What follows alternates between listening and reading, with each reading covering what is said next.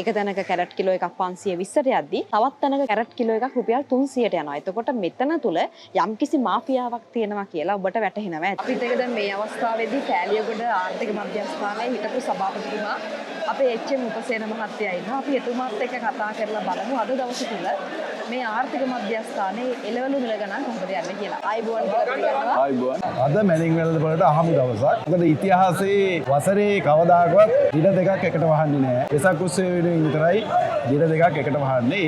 ඒක හෙට සහ අනිද්දා මැනින් වෙළඳපොළ වැසා තැබෙනවා.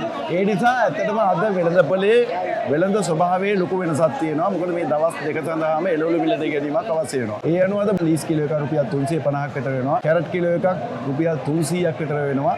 සාමාන්‍ය දවසට පවතින සාමාන්‍ය අඹ මිලට වඩා ලොකු අඹ මිලේ වෙනසක් වෙනවා. දන්සල් වලට ලොකු ප්‍රමාණයක් එළවලු මිලදී ගන්න නිසා තක්කාලි කිලෝ එකක් තොග මිල රුපියල් 400ක් විතර වෙනවා. මේක ඇත්තටම සාමාන්‍ය දවසකට වඩා පාරිභෝගිකයන්ගේ පැමිණීමේ වැඩිවීමක් නිසා පොඩි වෙනසක් තියෙන දවසක්. නමුත් ඒ වෙනදාට වඩා සාමාන්‍ය තත්ත්වයක පවතිනවා. දැන් අනිත් හැම එළවලුවක්ම ගත්තම සාමාන්‍ය මට්ටමින් මට්ටමක පවතිනවා. ඒක තමයි අපිට කියන්නේ.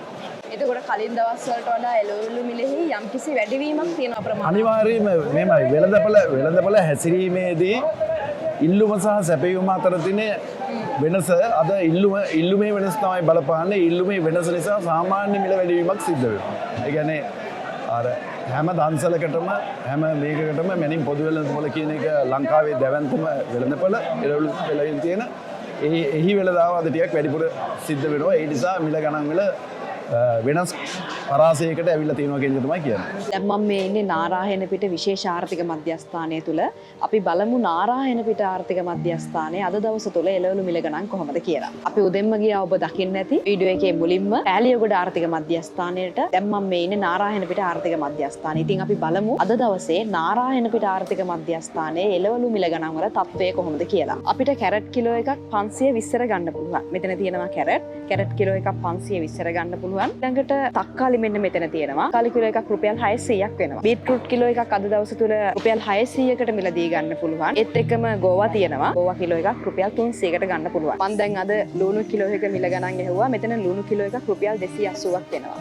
දැන් කලින් අපි එළවලු මිල ගණනුත් ඇහුවා. එතකොට ඔබට හොඳින්ම අවබෝධ වෙනවා ඇති කෑලියගොඩ ආර්ථික මධ්‍යස්ථානයේ තිබිච්ච එළවලු මිල ගණන් වලට වඩා නාරායනපිට අද මිල ගණන් වැඩි බව. මේ ආර්ථික මධ්‍යස්ථාන දෙකම රජයෙන් නඩත්තු වෙන්නේ එක ආර්ථික මධ්‍යස්ථානයක් සහ තව ආර්ථික මධ්‍යස්ථානයක් අතර එළවලු මිල ගණන් වල ප්‍රබල වෙනසක් තියෙනවා. එක තැනක කැරට් කිලෝ එකක් 520ට යද්දී තවත් තැනක කැරට් කිලෝ එකක් රුපියල් 300ට යනවා. එතකොට මෙතන තුල යම්කිසි මාෆියාවක් තියෙනවා කියලා ඔබට වැටහෙනවා. කොළඹ පිහිටි ප්‍රමුඛ පෙළේ ආර්ථික මධ්‍යස්ථාන දෙකක මේ වගේ පැහැදිලි එළවලු මිල ගණන් වල වෙනසක් වාර්තා වෙන්න බෑ. මේකට යම්කිසි ක්‍රියාමාර්ගයක් අපි විසින් වහාම ගත යුතු වෙනවා. මිනිස්සු අඩු මිලට රජයේ ආයතන වලින් බඩු මිල දී ගන්න බලාපොරොත්තු වෙන්නේ.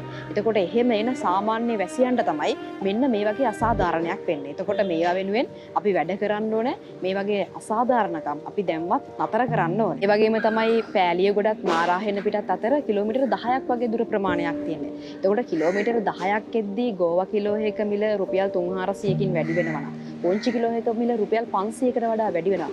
එතන යම්කිසි මොකක් හරි හේතුවක් තියෙනවා. ප්‍රශ්නේ කියන්නේ රුපියල් 50කින් රුපියල් 100කින් ඉහළ යන එකක් ගැන නෙමෙයි මෙතනදී අද කතා කරන්නේ. එකකට එකක් මිල වැඩිවීමක් සිද්ධ වෙනවා. එක තැනක කිලෝ එකක් රුපියල් 400 වෙද්දි තවත් තැනක රුපියල් 900ක් වගේ වැඩිවීමක් තියෙනවා. එතකොට මේ අතරතුර යම්කිසි මැදිහත් වීමක් තියෙනවා කියන එක ඔබට මට හොඳටම වැටහෙන කාරණයක් වෙනවා. අපේ රටට පාරිභෝගික අධිකාරියක් තියෙනවා. ඒ වගේම මේක නඩත්තු වෙන්නේ රජයේ අධිකාරියටද. දැන්වත් ඔබ සියලු දෙනාම මේකට මැදිහත් වෙන්න ඕනේ.